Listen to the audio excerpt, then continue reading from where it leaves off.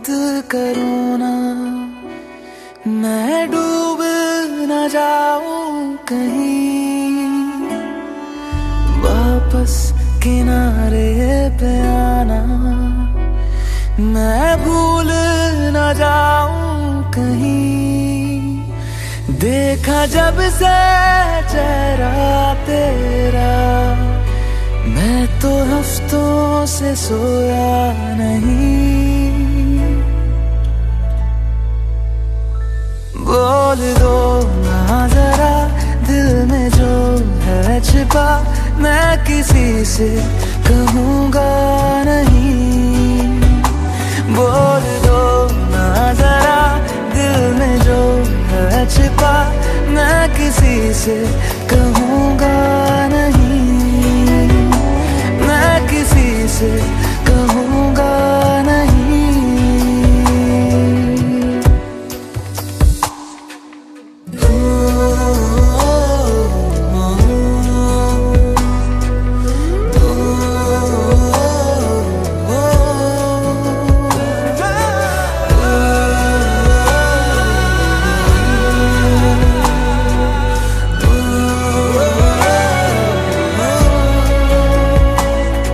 मुझे नींद आती नहीं है अकेले, ख्वाबों में आया करो।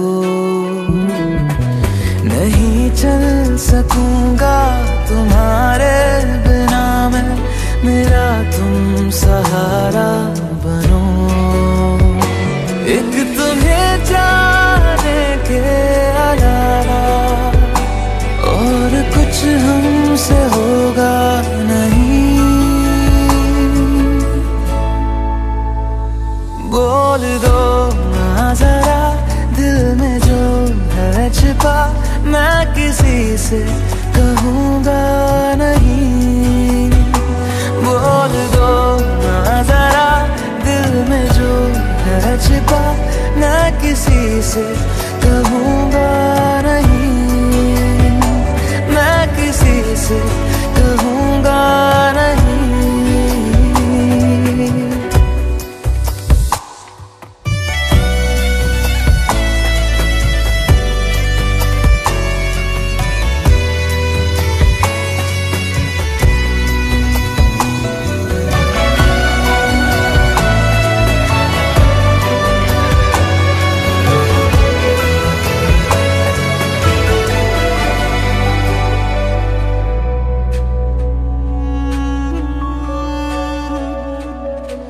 हमारी कमी तुमको महसूस होगी, भिगा देंगी जब बारिशें।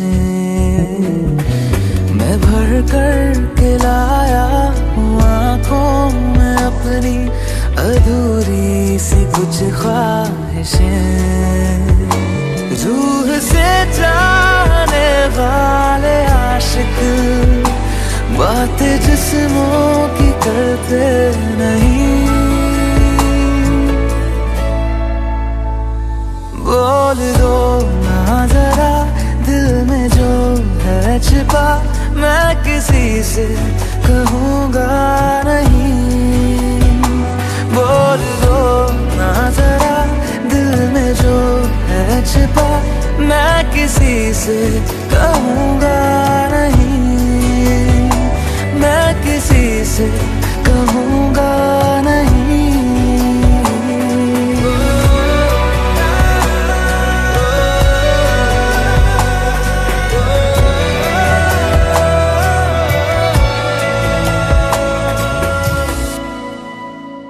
गुड इवनिंग, नमस्कार, सत श्री अकाल, आदाब। आप सुन रहे हैं रेडियो उड़ान और ये है प्रोग्राम दिल से दिल तक सीजन 9। मैं हूँ आरजे नरेश, वापस आ गया हूँ आपके पास 1 घंटे का लाइव शो लेके। ठीक 10 बजे हम आपके साथ होते हैं हर जुमेरात, यानी कि थर्सडे की जब दिन आता है तो हम आपके साथ होते हैं, वो भी पूरे 1 घंटे के लिए, जिसमें हमें करनी होती है आपके साथ बहुत सारी बातें। कुछ ब्रेक के बाद हम आपके साथ मिल पा रहे हैं, लेकिन फिर भी मिल रहे हैं, ये ज़रूरी है क्योंकि ब्रेक्स आते रहते हैं। कहते हैं ना, रोड पे चलते वक्त ब्रेकर्स का होना ज़रूरी है। कुछ वैसे ही ब्रेकर्स थे जो हमारे शो में भी हमें मिले, लेकिन अब रास्ता एकदम क्लियर है। हम आपके साथ और आप हमारे साथ जुड़ने को तैयार हैं और राज़ी भी हैं। तो फिलहाल फिर से एक और फुल फ्लेज्ड एपिसोड लेकर आ गया हूँ मैं आपके लिए, जहाँ पे आपको मिलने वाला है शो का पहला सेगमेंट यानी कि अदब के झरोखे से आज किसकी बात होगी ये आपको सुन के पता करना होगा, मैं बिल्कुल नहीं बताऊंगा। इसके बाद होगा हमारा दूसरा सेगमेंट यानी कि तेरी मेरी बात, और तेरी मेरी बात का जो मसला है, आज जो मौजू है जिसमें हम बात करने वाले हैं, वो उन लोगों को पता चल गया होगा जो हमारे प्रमोशनल मैसेज अक्सर पढ़ा करते हैं। जिन्होंने नहीं पढ़ा है उनको हम कुछ ही लम्हों में बताएंगे। उससे पहले कुछ चीज़ें हैं जो ज़रूरी हैं और आपके साथ शेयर भी करनी है। इसके बाद आपको मिलेगा हमारा फीचर यानी कि रेसिपी ऑफ द वीक। आज रेसिपी में क्या है वो तो मुझे भी नहीं पता, क्योंकि मैं किचन से थोड़ा दूर रहता हूँ, तो रेसिपी से भी थोड़ा दूर हूँ।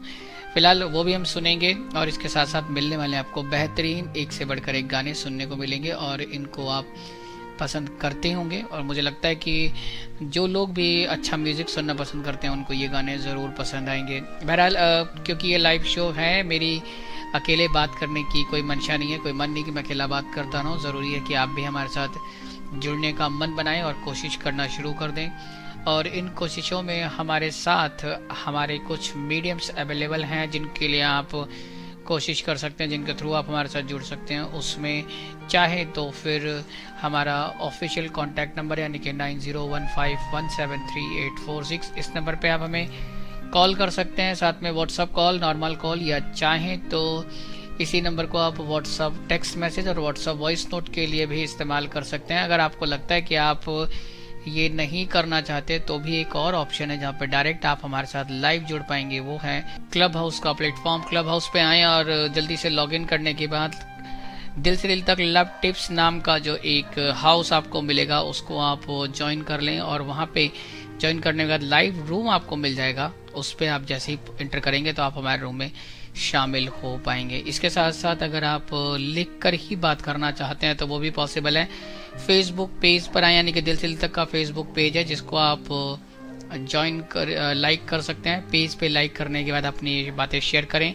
इसी नाम से आपको हमारा ग्रुप मिलेगा फेसबुक पे जिसको आप ज्वाइन कर सकते हैं और अपनी बातें शेयर कर सकते हैं। इसके साथ साथ एक और बहुत ही आसान तरीका है जो आपको हमसे जोड़ सकता है, और वो है रेडियो उड़ान की अपनी वेबसाइट, यानी कि वेबसाइट पे विजिट करें www.radioudan.com और फीडबैक सेक्शन में जाएं, शो का नाम दिल से दिल तक चूज़ कर लें और उसके बाद अपनी ईमेल आईडी टाइप करें और फिर बस अपना संदेशा लिखें और पोस्ट कर दें और वो बात हम तक पहुंच जाएगी।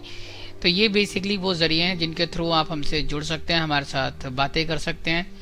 अब ज़रूरी क्या था? ज़रूरी ये था कि हम आपको बताएं कि आज तेरी मेरी बात का सेगमेंट होगा और क्या उसमें डिस्कस होने वाला है ये बताना बहुत ज़रूरी है, क्योंकि शो की जो जान है या यूँ कहीं कि इसकी जो अपनी पहचान है ये डिस्कशन है, क्योंकि ये डिस्कशन ही हम सबको आपस में जोड़ के रखता है। और जिस वजह से हम एक दूसरे से जुड़े हुए हैं, बहुत से हमारे दोस्त, बहुत से लोग जो एक दूसरे के साथ जुड़ते हैं, उनका माध्यम कुछ जो भी है वो फेस टू फेस या ऑनलाइन जैसा भी आप कह लें, लेकिन हमारा जो मौजू है, जो आज हमारा मसला है जिस पे हम बात करना चाहते हैं, वो कुछ इन्हीं सब चीज़ों से जुड़ा हुआ है। और अक्सर इस दौर में, जिस दौर में आज हम हैं, वहाँ पे लोग इसका एंजॉय कर रहे हैं और इसके सफ़र भी कर रहे हैं। तो दोनों बातें आज अब मिलने वाली हैं। अब बहुत ज़्यादा मैंने आपको कंफ्यूज कर दिया है, कंफ्यूज नहीं, इनफैक्ट सस्पेंस में भी डाल दिया है। तो सस्पेंस क्लियर कर देते हैं जी, हटा देते हैं सस्पेंस की दीवार। और ये रहा आज का सवाल कि इस टेक्नोलॉजी हार्मिंग फैमिली रिलेशंस, क्या आपको ऐसा लगता है कि जो फैमिली के रिश्ते या पारिवारिक जो रिश्ते हैं उनको टेक्नोलॉजी या जो तकनीकी है, जो अत्याधुनिक टेक्नोलॉजी है, वो उसको नुकसान पहुंचा रही है या उसमें कुछ और ऐसा हो रहा है जो हमारे लिए बिल्कुल भी ज़रूरी नहीं है?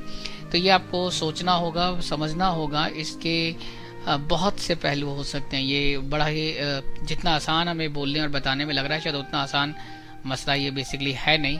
तो इसलिए आपको सोचना है और समझना भी है कि वो क्या बात है कि जिसकी वजह से हमें ऐसा लगने लगा है कि टेक्नोलॉजी हमारे पारिवारिक रिश्तों को नुकसान पहुंचा रही है। Is technology harming family relations?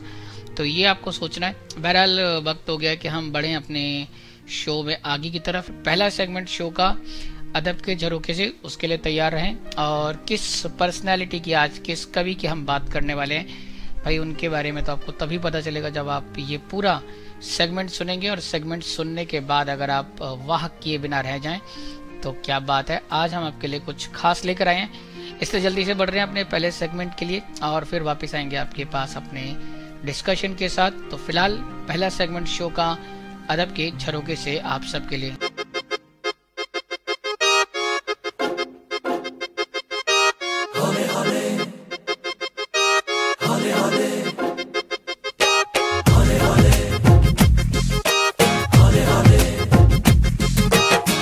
हौले हौले से हवा लगती है, हौले हौले से दवा लगती है, हौले हौले से दुआ लगती है ना। हाय हौले हौले चंदा बढ़ता है, हौले हौले घूंघट उठता है, हौले हौले से नशा चढ़ता है ना। तू सब्र तो कर मेरे यार, जरा सांस तो ले दिलदार, चल फिक्र नु गोली मार यार, है दिन जिंदड़ी दे चार। हौले हौले हो जाएगा प्यार, चले आओ हौले हौले हो जाएगा प्यार, हौले हौले हो जाएगा प्यार, चले आओ हौले हौले हो जाएगा प्यार। हौले हौले हौले हौले हौले हौले हौले हौले हौले हौले हौले हौले हो जाएगा प्यार, चले आओ हौले हौले हो जाएगा प्यार।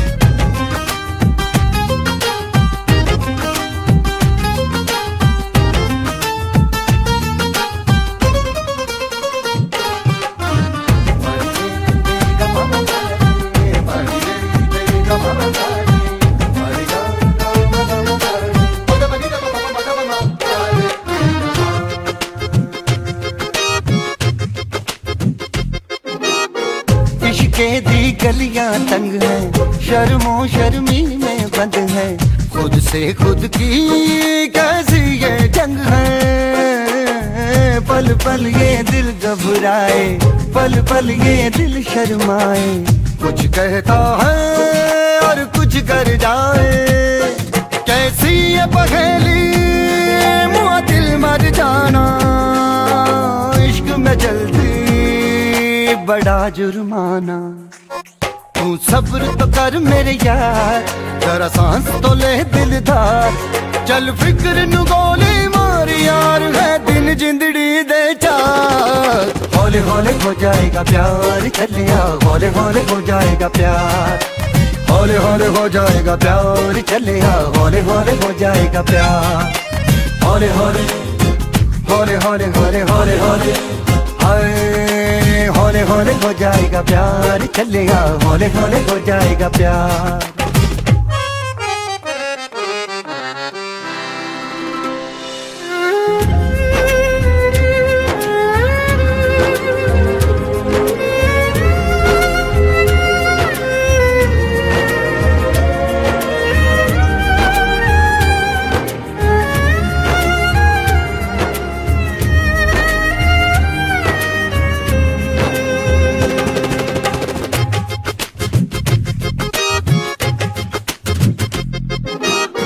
रब दा भी रब कोई होना, करे कोई हो जादू टोना, मन जाए है मेरा सोना। रब दे सहारे चल दे, ना है किनारे चल दे, डोली गए ना कहारे चल दे। क्या कह के गया था शायर वो सियाना, आग का दरिया के जाना। तू सब्र तो कर मेरे यार, जरा सांस तो ले दिलदार, चल फिक्र नु गोली मार यार, है दिन जिंदड़ी दे चार। हौले हौले हो जाएगा प्यार, चले आओ हौले हौले हो जाएगा प्यार, हौले हौले हो जाएगा प्यार, चले आओ हौले हौले हो जाएगा प्यार। हौले हौले हौले हौले हौले हौले हौले हाय हौले हौले हो जाएगा प्यार, चले आओ हौले हौले हो जाएगा प्यार। हौले हौले से दुआ लगती है ना। शो के पहले सेगमेंट अदब के झरोखे से मैं आरजे नरेश आपका हार्दिक स्वागत और अभिनंदन करता हूं। आज हम फिर से वापस हैं आपके पास एक ब्रेक के बाद और एक और पर्सनालिटी को आपसे मिलाने लाया हूं। लेकिन जिस पर्सनालिटी की बात आज मैं आपके साथ करने वाला हूं, जिस कवि की बात आज आपके साथ मैं करूंगा, वो एक ऐसा कवि जिसका नाम सुनते ही आपको उनके बारे में सब कुछ याद आ जाएगा। शायद आज मुझे कुछ ज़्यादा बताने की ज़रूरत नहीं पड़ेगी कि उनके बारे में और क्या कहा जा सकता है। कहने को इतना कुछ है कि आप जितना भी कहें 1 घंटा क्या 2 घंटे भी कम पड़ जाएंगे फिर हमारा ये छोटा सा सेगमेंट। जी हाँ, हम बात कर रहे हैं भारत के 10वें प्रधानमंत्री यानी कि अटल बिहारी वाजपेयी जी की। वाजपेयी की बात करें तो वो एक सशक्त नेता थे और एक ऐसी शख्सियत के मालिक थे जिसके लिए लोग हमेशा तरसते रहेंगे। अटल बिहारी वाजपेयी का जन्म 25 दिसंबर 1924 को ग्वालियर मध्य प्रदेश में हुआ था। इसके बाद इनकी जो एजुकेशन थी, इन्होंने अपना ग्रेजुएशन और अपना मास्टर यहीं आगरा से किया और आगरा यूनिवर्सिटी से कंप्लीट किया। इसके बाद ये सशक्त पॉलिटिक्स में आ गए और सक्रिय पॉलिटिक्स में आ गए और उसके बाद ये राजनेता रहे। और इनकी बात करें तो इनको भारत रत्न 2015 में और 1992 पद्म विभूषण से सम्मानित किया गया। ऐसे बहुत से अवार्ड हैं इनके नाम पे जो हम गिन सकते हैं। अगर आप इनकी बात करें तो अनगिनत कविताएं और एक ऐसा व्यक्तित्व जो कविताएं लिखता था, राजनीति में था और हिंदुस्तान के हर जन को प्रिय था। इनके विरोधी भी इनको उतना ही प्यार करते थे जितना इनका समर्थन करने वाले लोग इनको प्यार करते थे। अटल जी के बारे में ये भी कहा जाता है right personality in the wrong party, ऐसा भी कहा जा सकता है। लेकिन 16 अगस्त 2018 को इनका निधन हुआ नई दिल्ली में मधुमेह की वजह से, जब इनकी उम्र 93 साल थी। चलिए और ज्यादा क्या कहूँ इनके बारे में, आपको सब कुछ मालूम है। जरूरी है कि इनकी कविताएं सुन ली जाएं इन्हीं की आवाज में। मैं कुछ कविताएं चुन चुन कर लाया हूँ आपके लिए, तो इनकी कविताएं सुने और एंजॉय करें। ये रहे अटल बिहारी वाजपेयी आप सबके लिए। एक नहीं दो नहीं करो 20 समझौते जो पाकिस्तान से कहा गया है। एक नहीं दो नहीं करो 20 समझौते पर स्वतंत्र भारत का मस्तक नहीं झुकेगा। अगणित बलिदानों से अर्जित यह स्वतंत्रता, अगणित बलिदानों से अर्जित यह स्वतंत्रता, शिव स्वेद शोणित से सिंचित यह स्वतंत्रता, त्याग तेज तप बल से रक्षित यह स्वतंत्रता, दुखी मनुजता के हित अर्पित यह स्वतंत्रता। इसे मिटाने की साजिश करने वालों से कह दो चिनगारी का खेल बुरा होता है। इसे मिटाने की साजिश करने वालों से कह दो चिनगारी का खेल बुरा होता है। औरों के घर आग लगाने का जो सपना वह अपने ही घर में सदा खड़ा हो। अपने ही हाथों तुम अपनी कब्र न खोदो, अपने ही हाथों तुम अपनी कब्र न खोदो, अपने पैरों आप कुल्हाड़ी नहीं चलाओ। ओ नादान पड़ोसी अपनी आंखें खोलो, आजादी अनमोल न इसका मोल लगाओ। पर तुम क्या जानो आजादी क्या होती है, पर तुम क्या जानो आजादी क्या होती है। तुम्हें मुफ्त में मिली न कीमत गई चुकाई। अंग्रेजों के बल पर 2 टुकड़े पाए हैं, मां को खंडित करते तुमको लाज ना आई।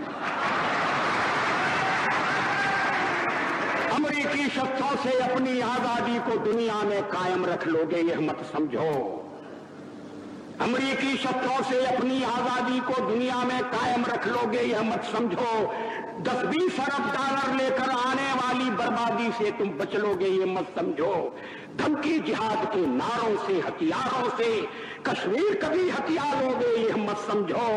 हमलों से अत्याचारों से संहारों से भारत का शीश झुका लोगे यह मत समझो।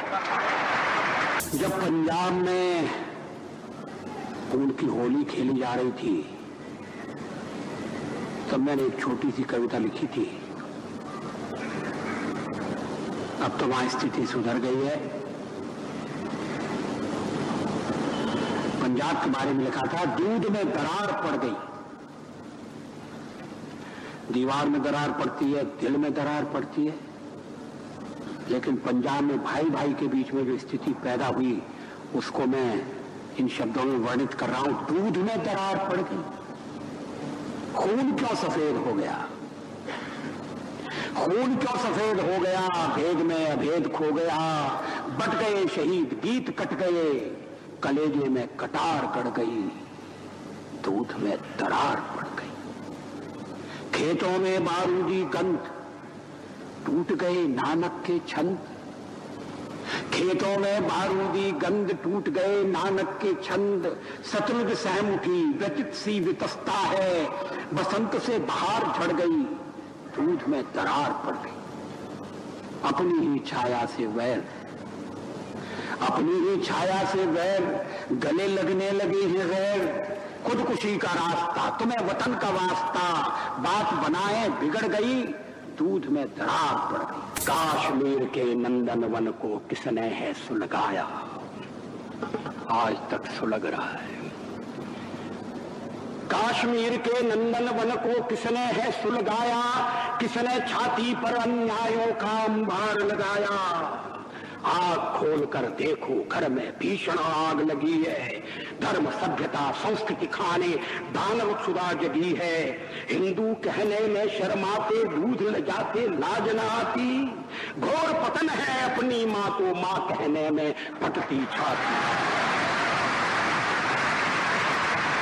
कदम मिलाकर चलना होगा, बाधाएं आती है आए, घृणा प्रलय की घोर घटाए। पांवों के नीचे अंगारे, सर पर बरसे यदि ज्वालाएं। निज हाथों से हंसते हंसते आग लगाकर चलना होगा, कदम मिलाकर चलना होगा। बाधाएं आती है आए, घिरे प्रलय की घोर घटाएं। पांवों के नीचे अंगारे, सर पर बरसे यदि ज्वालाएं। निज हाथों से हंसते हंसते आग लगाकर चलना होगा, कदम मिलाकर चलना होगा। हास्य रुदन में, तूफानों में, ये शब्दावली पर ध्यान दी। हास्य रुदन में, तूफानों में, अमर असंख्यक बलिदानों में, उद्यानों में, वीरानों में, अपमानों में, सम्मानों में, उन्नत मस्तक उभरा सीना, पीड़ाओं में पलना होगा, कदम मिलाकर चलना होगा। अंधियारे में, उजियारे में, अंधकार में, कलकछार में, बीच धार में, घोर घड़ा में, भूत प्यार में, क्षणिक जीत में, दीर्घहार में, जीवन के शत शत आकर्षक अरमानों को दलना होगा, कदम मिलाकर चलना होगा। सम्मुख फैला अमर ध्येय पथ, सम्मुख फैला अमर ध्येय पथ, प्रगति चिरंतन कैसी इतियथ। सुस्मित हर्षित कैसे श्रमश्रत, असफल सफल समान मनोरथ। सब कुछ देकर कुछ न मांगते, पावस बनकर ढलना होगा, कदम मिलाकर चलना होगा।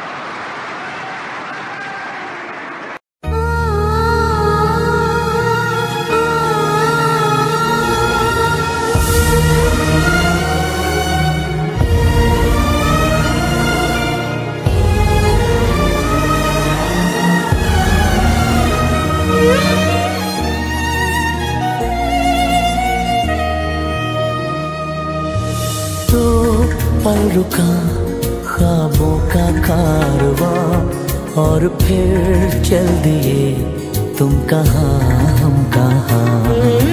दो पल की थी ये दिलों की दास्तां, और फिर चल दिए तुम कहाँ हम कहाँ। और फिर चल दिए तुम कहाँ हम कहाँ।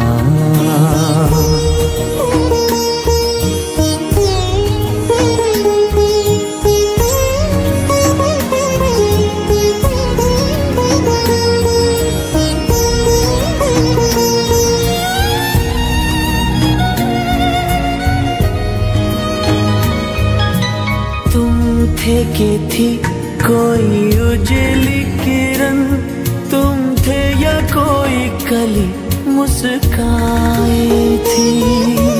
तुम थे या सपनों का था सावन, तुम थे के खुशियों की घटा छाई थी।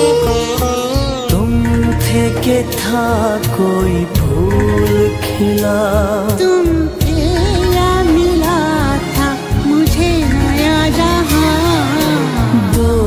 पल रुका ख्वाबों का कारवां, और फिर चल दिए तुम कहाँ हम कहाँ।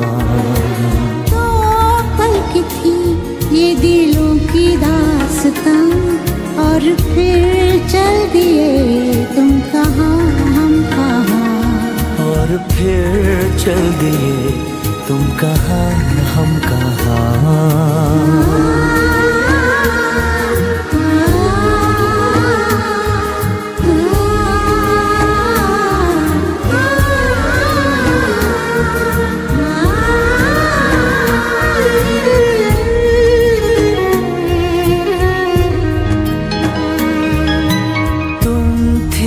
खुशबू हवा में थी, तुम थे या रंग सारी दिशाओं में थे। तुम थे या रोशनी राहों में थी, तुम थे या गीत गूंजे फिजाओं में थे। तुम थे मिले या मिली थी मंजिलें, तुम थे कि था जादू भरा कोई समा।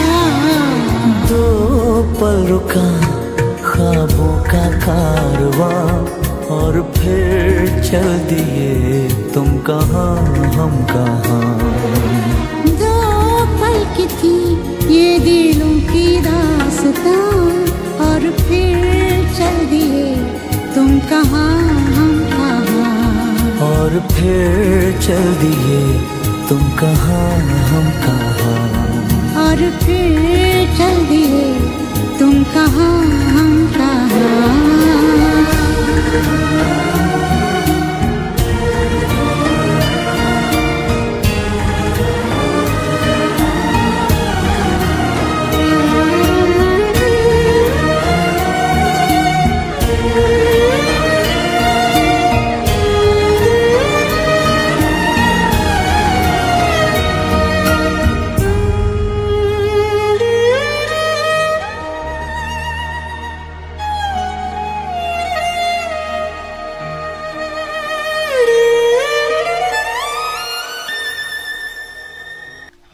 वेलकम बैक इस प्यारे से सेगमेंट के बाद। उम्मीद करता हूं कि आज की ये पेशकश आपको पसंद आई होगी, और अटल बिहारी वाजपेयी के बारे में आप जितना जानते हैं शायद उतना मैं भी नहीं जानता हूँ, ये हो सकता है।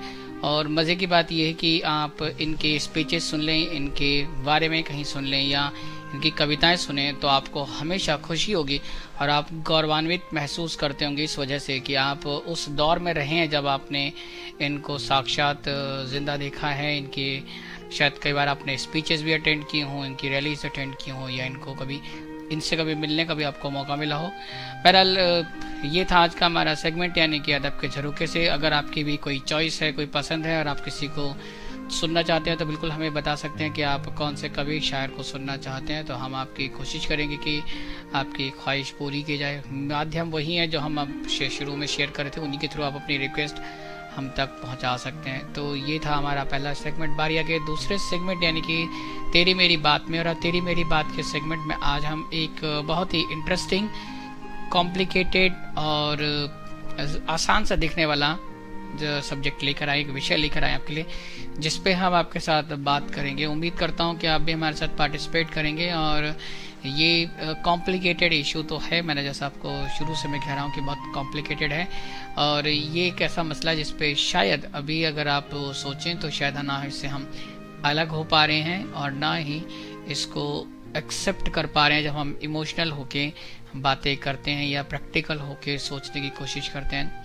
Is technology harming family relation? क्या पारिवारिक संबंधों को अत्याधुनिक या ये जो टेक्नोलॉजी हम इस्तेमाल कर रहे हैं वो नुकसान पहुंचा रही है? ये आपको सोचना है। इस पे आपको क्या लगता है वो सोच सकते हैं और हमारे साथ शेयर कर सकते हैं। शो में अगर आप जुड़ना चाहें तो बिल्कुल शो के ऑफिशियल कॉन्टैक्ट नंबर 9015173846 पर आप हमें कॉल कर सकते हैं। व्हाट्सएप कॉल के साथ साथ नॉर्मल कॉल, टेक्स्ट मैसेजेस और व्हाट्सएप वॉइस नोट भी ड्रॉप कर सकते हैं। इसके अलावा आप जल्दी से क्लब हाउस में लॉग इन करें, दिल से दिल तक लव टिप्स हाउस में जाएं, क्लब हाउस को ज्वाइन करें और हमारे लाइव रूम में एंटर कर जाएं तो आप हमारे साथ पार्टिसिपेट कर पाते हैं। अब क्योंकि ये डिस्कशन का टाइम है जब हम आपके साथ बात शुरू कर रहे हैं और मैं अपने पार्टिसिपेंट्स को लूँ उससे पहले मैं चाहता हूँ कि आपके लिए एक डिस्कशन की शुरुआत कर दूं और कुछ चीज़ें आपके साथ शेयर करूं यहाँ से। टेक्नोलॉजी और ह्यूमन रिलेशन या ह्यूमैनिटी का जो रिश्ता है ये एक सिक्के के दो पहलू जैसा हो गया। शायद दोनों एक दूसरे से आजकल अलग नहीं रह सकते हैं, या यूं कहें दोनों एक दूसरे के साथ हो गए हैं और हम इतना घुल मिल गए हैं कि अब हमें ऐसा लगने लगा है कि बहुत सी चीज़ें हैं जो हमें इम्पैक्ट कर रही हैं। इनफैक्ट ये जो टेक्नोलॉजी जिसको हमने एक्सेप्ट किया है, अपनी ज़िंदगी का हिस्सा बनाया है, अपनी लाइफ का अभिन्न अंग मान लिया है, उसकी वजह से कुछ चीज़ें हमें इफ़ेक्ट कर रही हैं, इम्पैक्ट डाल रही हैं हमारी लाइफ पे।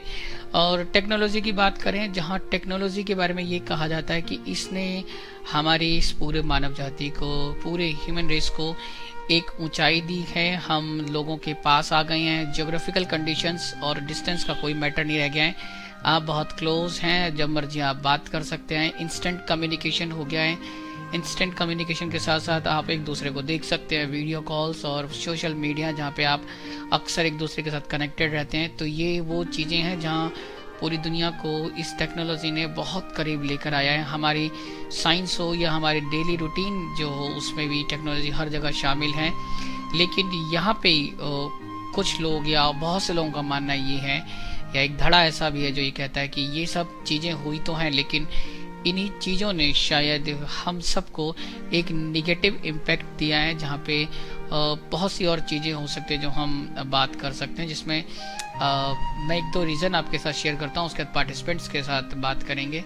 उसमें जो सबसे पहला रीज़न बेसिकली हम काउंट कर सकते हैं वो ये कि जितना इंस्टेंट कम्युनिकेशन, वीडियो कन्वर्सेशन और उसके साथ साथ सोशल मीडिया के थ्रू कनेक्टिविटी जुड़ी है, वहीं पर जो इसका ड्रॉबैक है वो ये हो सकता है कि अब लोग एक दूसरे से फेस टू फेस कम्युनिकेट नहीं करते हैं या मिलना नहीं चाहते हैं। समय की कमी या जो भी आप रीज़न कह लें, लेकिन अब जो हमारा कम्युनिकेशन है, हमारी जो मीटिंग्स हैं, हमारी जो बातचीत है, मिलना जुलना है, वो सब ऑनलाइन हो गया है। और अब हम फिज़िकली एक दूसरे के साथ ना मिलते जुलते हैं और ना फेस टू फेस इंटरेक्शन होता है, जिससे हम जब ऑनलाइन इंटरेक्शन पे होते हैं तो जो हमारे इमोशंस होते हैं, हमारी जो फीलिंग्स होती हैं, जो हम एक दूसरे के साथ बैठ के जो वाइब्स लेते हैं और देते हैं, वो नहीं हो पाता। एक बहुत ही इमोशनलेस कम्युनिकेशन होता है जब ऑनलाइन पे हम होते हैं, ऐसा लोग कहते हैं। इसके अलावा जो दूसरी चीज़ है वो ये कि जब आप टेक्नोलॉजी की बात कर रहे हैं तो उसमें जो एक और रीज़न हमें इम्पेक्ट कर रहा है वो है कि अब हमारी जो डिपेंडेंसी है वो वर्चुअल कनेक्टिविटी पे ज़्यादा हो गई है। हम हर बात के लिए आपसे बात करना नहीं चाहते हैं, हम आपसे हर चीज़ के लिए मिलना नहीं चाहते हैं। जब भी कोई छोटी सी बात होती है तो हम आपको टेक्स्ट कर देते हैं, हम आपको वीडियो कॉल कर लेते हैं, हम आपको वॉइस नोट ड्रॉप करते हैं। इसका मतलब हमारी जो वर्चुअल डिपेंडेंसी है रिलेशंस के लिए वो बढ़ गई है। और पहले क्या हुआ करता था कि जब आपको मिलना है तो आप टाइम निकाल के उनसे मिला करते थे, बातें करते थे, उनके घर आते जाते थे। लेकिन शायद वो अब नहीं हो रहा, क्योंकि अब हमारे पास ऑप्शन है कि हम बिना टाइम खर्च किए या अपने ऑफिस में बैठे बैठे शाम को लंच करते टाइम भी आप अपने लोगों से, अपने साथियों से, अपने रिलेटिव से बात कर सकते हैं बिना उनके घर आए जाएं। तो ये कुछ रीज़न है जो मुझे लगता है कि हम काउंट कर सकते हैं जो नेगेटिव इम्पैक्ट हमें शो होते हैं। इसके साथ अब हमारे पास कुछ पार्टिसिपेंट हैं, कोशिश करते हैं कि उनसे बात करें और पूछें उनकी राय क्या है कि सच में टेक्नोलॉजी हमारे रिश्तों को नुकसान पहुंचा रही है या ये शायद एक दिल का वहम है। जी बिल्कुल, हमारे साथ अभी विन्नी भी हैं। विन्नी, अगर आप कुछ कहना चाहती हैं, बहुत बहुत स्वागत है आपका भी शो में, और बताएं कि क्या टेक्नोलॉजी सच में हमें नुकसान पहुंचा रही है। पहले तो आपका बहुत बहुत थैंक यू कि आपने इनवाइट किया। और देखिए, जहाँ टेक्नोलॉजी से हमें कुछ बेनिफिट्स हैं तो शायद नुकसान उससे ज्यादा है। मेरा ऐसा मानना है, टेक्नोलॉजी से हम ठीक है एक दूसरे के समीप आ गए हैं, बातें करने के माध्यम ज्यादा खुल गए हैं, कारोबार के माध्यम ज्यादा खुल गए हैं। हम कोरोना जैसी जटिल समस्या के बीच भी सबका जो काम है वो सुचारू रूप से चल पाया टेक्नोलॉजी की वजह से ही। लेकिन उसके नुकसान भी बहुत ज्यादा है। जो सबसे पहला नुकसान जो मुझे नजर आता है नरेश, हमारी आने वाली पीढ़ी पर इसका बहुत बड़ा नुकसान है। क्योंकि आजकल क्या होता है कि सभी लोग अपने अपने कामों में व्यस्त होते हैं। अपने बच्चों को, छोटे छोटे बच्चों को मोबाइल पकड़ा दिए, टैब पकड़ा दिया, टीवी पर यूट्यूब लॉग इन कर दिया, एनीथिंग। अच्छा, उससे क्या होता है कि हम खुद भी अपनी टेक्नोलॉजी में इतने व्यस्त हो जाते हैं, या अपने दोस्तों के साथ चैटिंग करने में, या कहीं और फेसबुक पर आप देखेंगे कि लोग बहुत सारे अननोन फ्रेंड्स बनाते हैं, दोस्ती करते हैं, तो हम उनमें इतने व्यस्त हो जाते हैं कि कई बार हम बच्चों को नहीं देख पाते। तो उसमें क्या होता है कि हमें ये नहीं पता होता कि हमारे बच्चे क्या कंटेंट देख रहे हैं इंटरनेट पर, जिससे कि उन पर या उनकी मानसिक स्थिति पर बहुत बुरा असर पड़ता है। मैं आपको एक सर्वे का जो एक डिटेल है मैं बताती हूँ कि मैं एक स्कूल में गई थी, वहाँ की टीचर ने मुझसे शेयर किया कि मैम आजकल हम लोग इतने परेशान हैं कि तीसरी चौथी के बच्चे भी जो है उस तरह के साइन शो करते हैं जो कि हमें काफी बड़े होने तक भी नहीं पता थे। तो उसका रीजन क्या है? उसका रीजन कहीं ना कहीं ये टेक्नोलॉजी है कि आजकल बच्चों पर इतना बुरा प्रभाव पड़ रहा है। दूसरा प्रभाव जो पड़ता है नरेश जी कि हम बड़ों का आदर करना भूल गए हैं, हम बड़ों को समय देना भूल गए हैं। पहले लोग बुजुर्गों को समय दिया करते थे, अपने दादा दादी, अपने ग्रैंड पेरेंट्स को समय दिया करते थे, मगर आज के डेट में वो समय कहीं ना कहीं टेक्नोलॉजी खा गई है। वो समय हमारा मोबाइल, फेसबुक, प्राइम वीडियोस, मतलब कुछ भी, एनीथिंग आप कह लीजिए, टेक्नोलॉजी ले गई है वो समय। तो हम अपने वृद्ध लोगों को, अपने बड़े जनों को समय नहीं देते।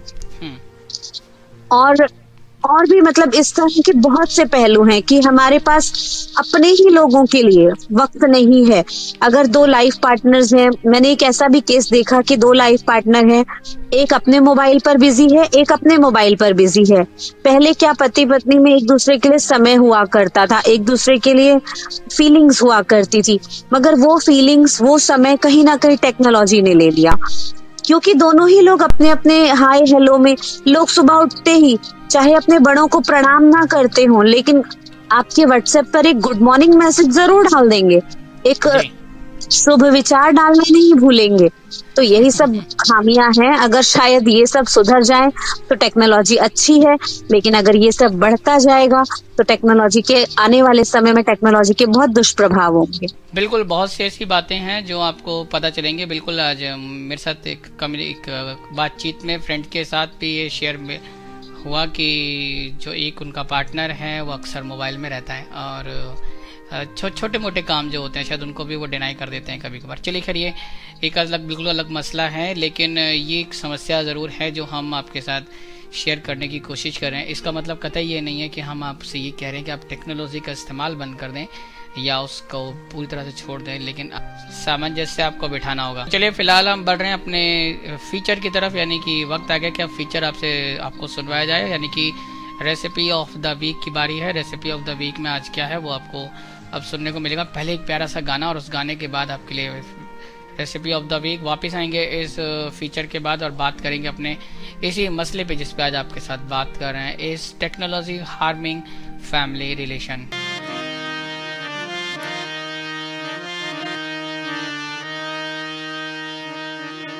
तेरिया मेरिया भूल गया हार तेजी,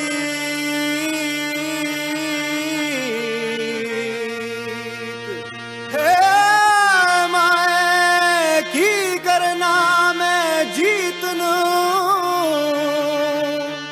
होवे ना जेमी, होवे ना जेमी।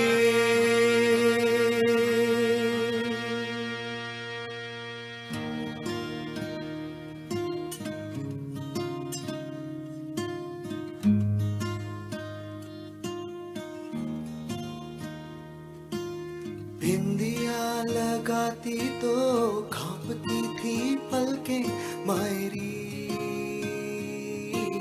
चुन्नियां सजा के वो देती वादे कल के मायरी।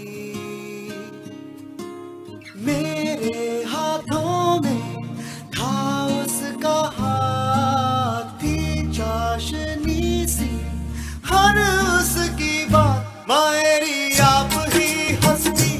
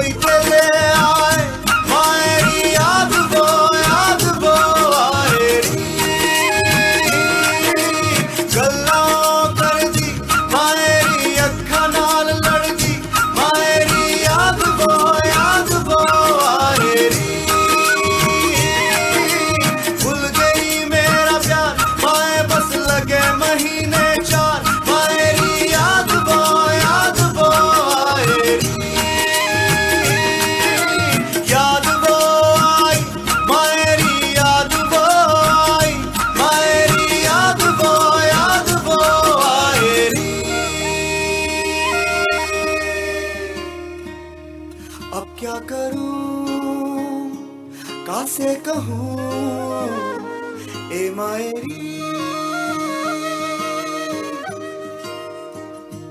अब क्या करूँ कैसे कहूँ ए मायरी।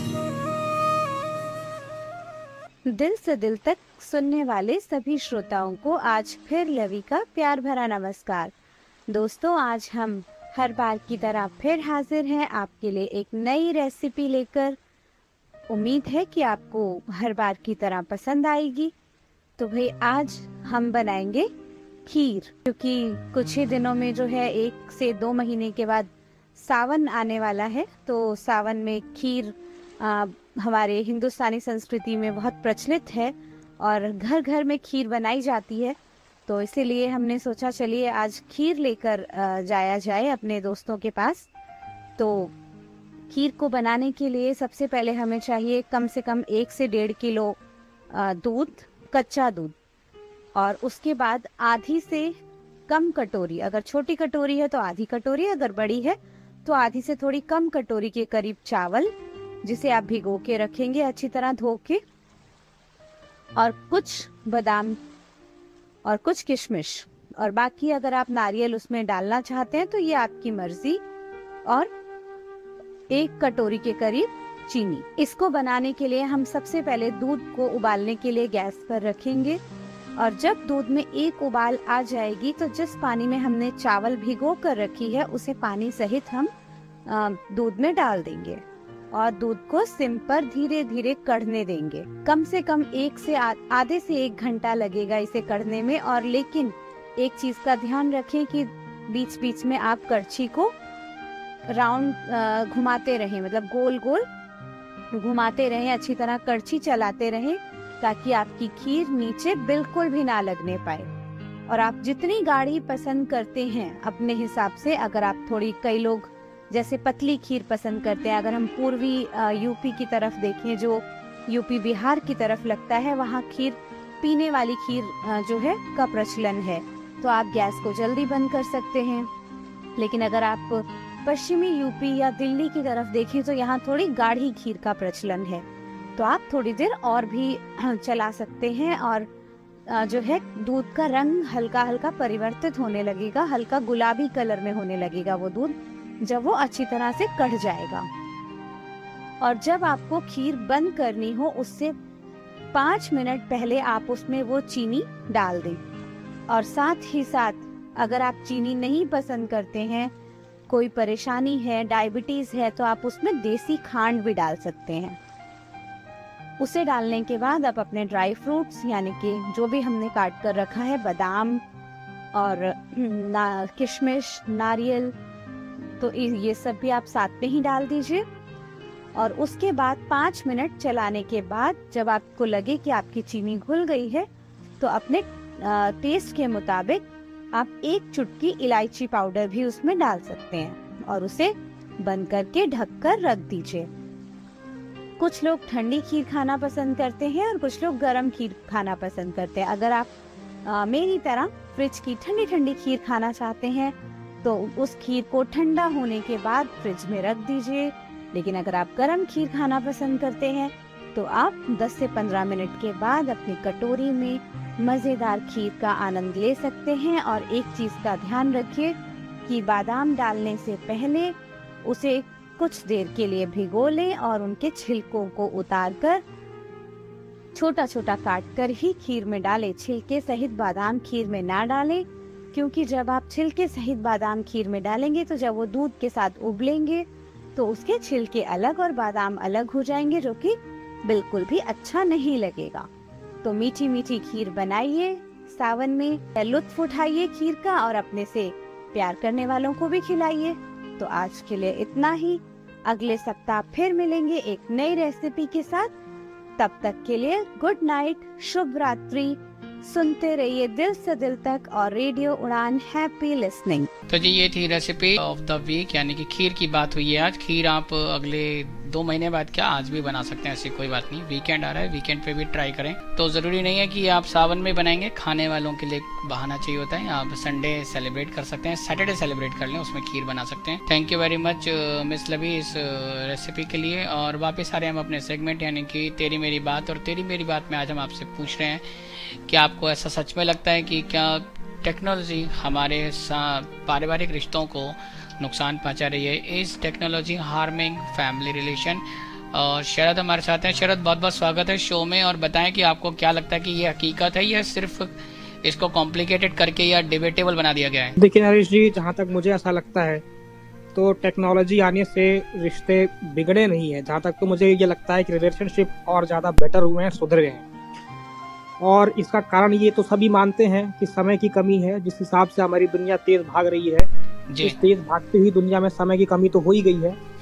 तो अब इतना समय नहीं है कि हम पत्र लिखेंगे, पत्र को पोस्ट करेंगे, 5 से 7 दिन 10 दिन में वो पत्र पहुंचेगा, फिर वहां से उत्तर आएगा। यानी एक कन्वर्सेशन, 2 लोगों के बीच की कन्वर्सेशन होने में कम से कम महीने का समय निकल जाएगा। तो इतना समय हमारे पास नहीं है। तो निश्चित रूप से जब ये मोबाइल है जहाँ पर एक दूसरे की खबर रोज रोज ली जा सकती है, अपने जो अपने लोग हैं उनसे हम बात कर सकते हैं, जुड़ सकते हैं, उनकी समस्याएं जान सकते हैं, उनकी समस्याओं का तुरंत हल भी निकाल सकते हैं। पहले ये था कि अगर किसी की डेथ हो गई तो तार भेजा जाएगा, तार पता नहीं समय पर पहुंचेगा कि नहीं पहुंचेगा।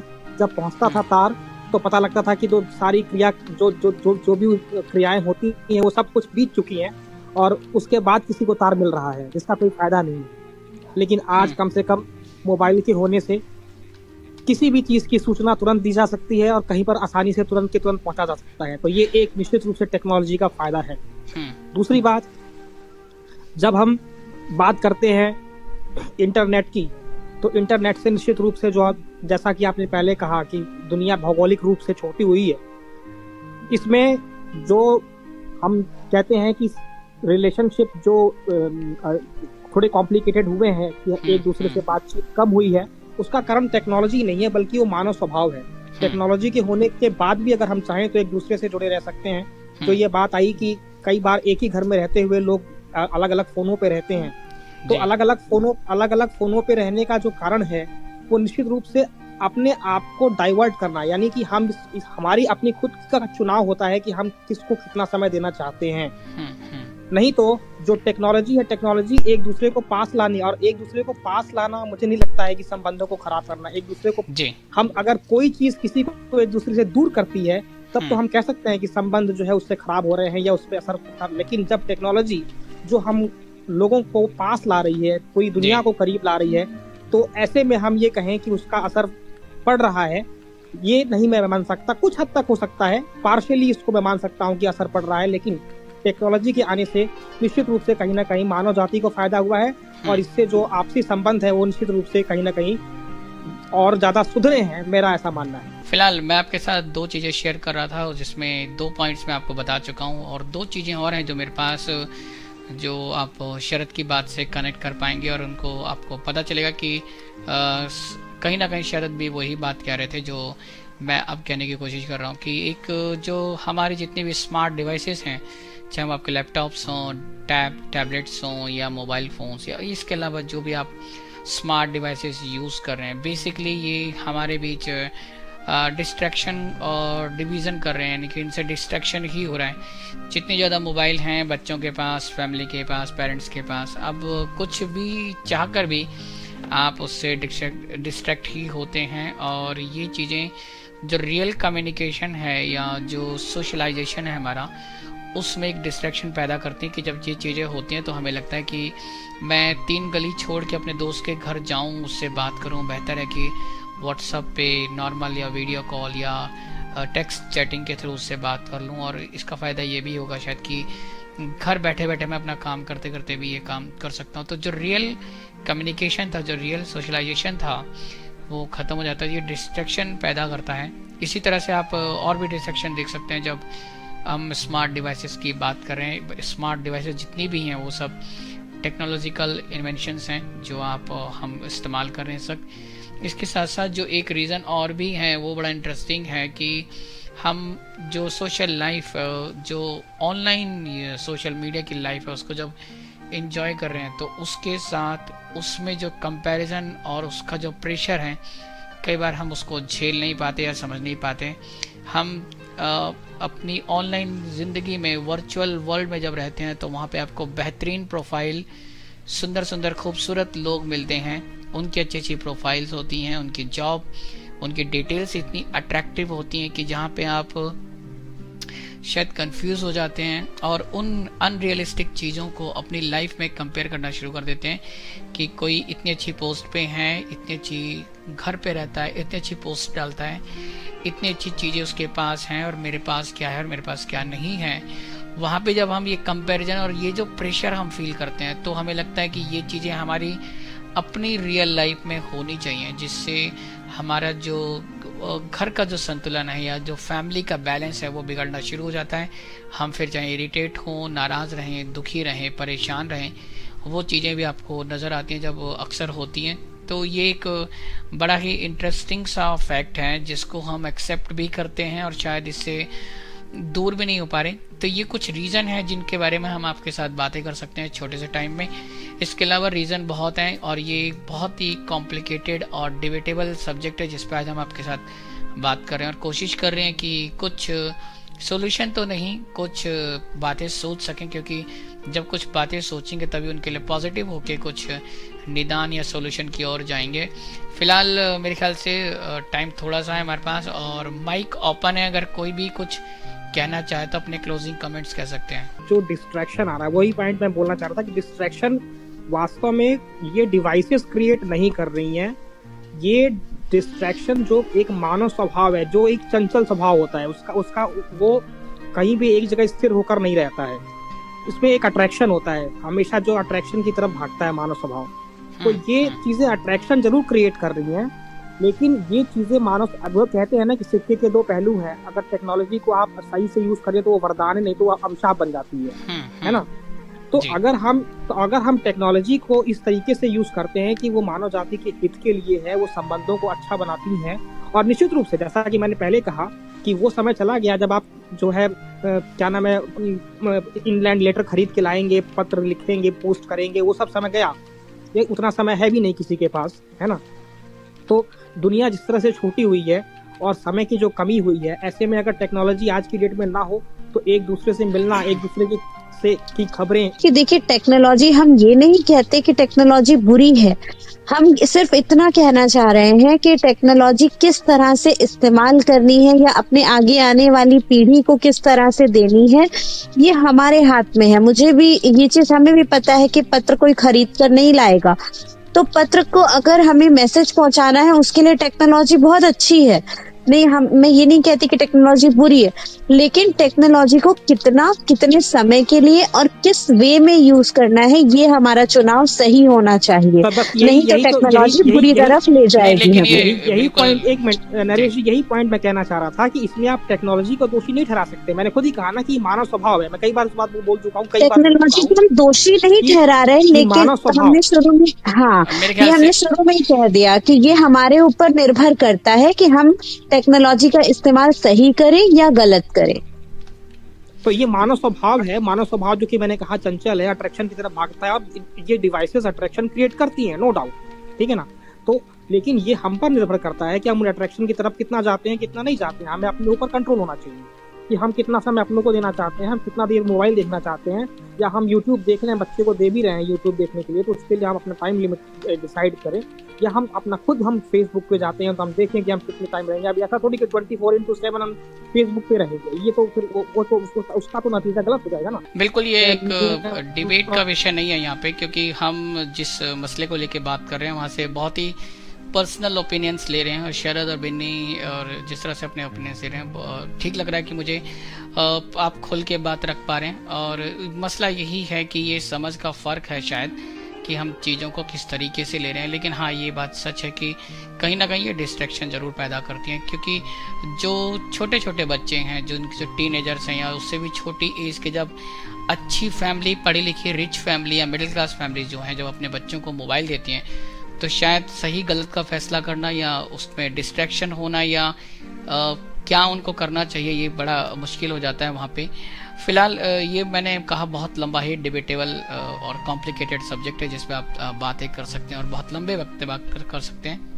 फिलहाल मेरे पास जो वक्त है वो ये कह रहा है कि मैं इस डिस्कशन को बाइंड अप करूं इन शब्दों से कि ये जो टेक्नोलॉजी का जो मसला है, जिसको हम पारिवारिक संबंधों से जोड़ रहे हैं, इसमें शायद ये कहा जा सकता है कि आप ये इन्वेंशन जितनी भी है वो हमने की है, इंसानों ने की है, अपनी सुविधा के लिए की है, टेक्नोलॉजी के लिए इंसान नहीं है, शायद इंसानों के लिए टेक्नोलॉजी है। और बस एक बात ये हो सकती है जो हमेशा लोग कहते हैं, वो भी मैं भी आज कहूँगा कि आप इसका इस्तेमाल सोच समझ के कर सकते हैं। आपको ये बैलेंस बना के टेक्नोलॉजी का इस्तेमाल करना है कि आपकी डिपेंडेंसी इस पर नहीं होनी चाहिए, आप इसका इस्तेमाल करें और आपकी फैमिली, आपके रिलेशन उससे और भी बेहतर ही होंगे अगर ये बैलेंस अगर आप बनाने की कोशिश कर सकें। अगर हम बैलेंस नहीं बनाते हैं तो मुझे लगता है कि टेक्नोलॉजी नहीं, लाइफ का कोई भी हिस्सा, कोई भी बात या कोई भी चीज़ दुनिया में जो इस टाइम हमारे साथ हमारे पास है, अगर हम इन बैलेंस रहते हैं और वो बैलेंस नहीं कर बना पाते तो हमेशा अक्सर हमें नुकसान का ही सामना करना पड़ता है। फिलहाल आज का डिस्कशन इतना ही, उम्मीद करता हूँ कि आपको ये पसंद आया होगा। अगर आप कुछ कहना चाहते हैं तो बिल्कुल हमें लिख सकते हैं। हमारी वेबसाइट विजिट करें www.radioudan.com, फीडबैक सेक्शन में जाएं, शो का नाम चूज करें दिल से दिल तक और अपनी ईमेल आईडी टाइप करें और वहाँ पे अपना संदेशा सेंड कर दें। हमारे पास आएगा, हम आप उसको पढ़ेंगे, रिस्पॉन्ड देंगे। फिलहाल उसको शामिल कर पाना मुश्किल हो जाएगा। इसके साथ साथ अगर आप इस डिस्कशन को नहीं सुन पाए हैं तो भी कोई प्रॉब्लम नहीं है। जब भी आपके पास वक्त हो, जब आपका मन करे इस डिस्कशन या ऐसे डिस्कशन सुनने का, अच्छे अच्छे गाने सुनने का मन हो, तो यूट्यूब पे जाएं। यूट्यूब पे जाके @दिल से दिल तक विद आरजे नरेश सर्च करें। दिल से दिल तक का चैनल आपको मिलेगा, वहाँ पे हमारे सारे वीडियोस और शोज अवेलेबल हैं। आप वीडियो देखें, शो को सुने और अपने कमेंट्स के थ्रू अपनी बातें दिल खोल के वहाँ पे भी रख सकते हैं। फिलहाल वक्त टाटा बाय बाय कहने का, इस प्रॉमिस के साथ कि नेक्स्ट वीक आपके साथ वापस आऊंगा एक और ब्रांड न्यू एपिसोड लेके। Till then keep listening radio Udaan, flight of life. Happy listening. सारी खुदाई छुट जाए या सारा जमाना छूटे, रब रूठे ते रूठ जाए, यार कभी ना रूठे।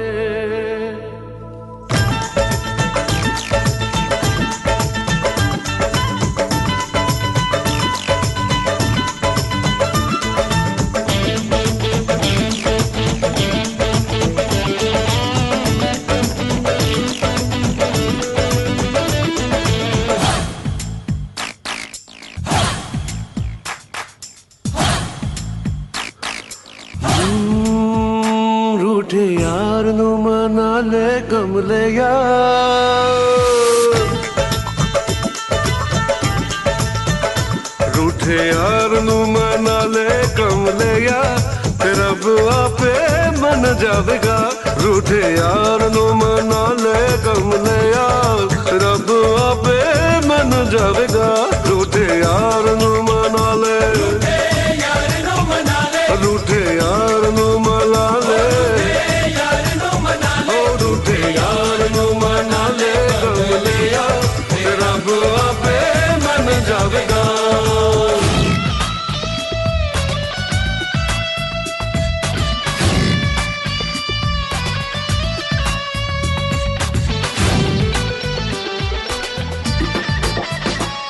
जब यार जुदा हो जाता है, जब यार खफा हो जाता है, मांगो तो मौत नहीं मिलती, जीना भी सजा हो जाता है। ये जीना भी क्या जीना है, तू और कहीं तेरा यार कहीं, तेरा यार ही तेरा सब कुछ है, जब यार नहीं तो कुछ भी नहीं। रूठे यार नू मना ले, रूठे यार नू मना ले, रूठे यार नू मना ले, रूठे यार नू मना ले, रूठे यार नू मना ले कमले यार, तेरा बुआ पे मन जावेगा।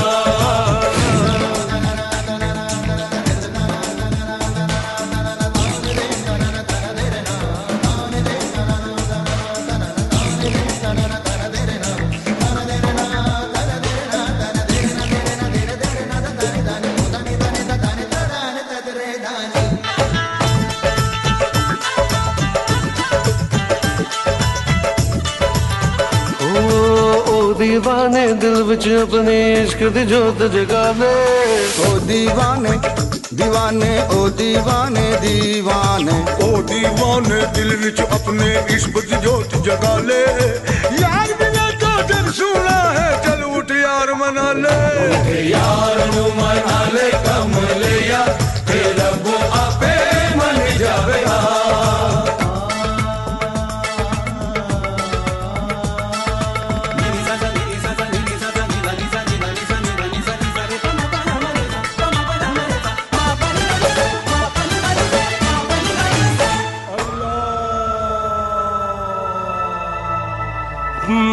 ये है दरिया प्रेम का, इसकी उल्टी धार। ये है दरिया हो दरिया, ये है दरिया दरिया दरिया। ये है दरिया प्रेम का, इसकी उल्टी धार। जो उबरा सा डूब गया और जो डूबा सो पार। रूठे यार नू मना ले कमलिया, तेरा बुआ पे मन जावेगा।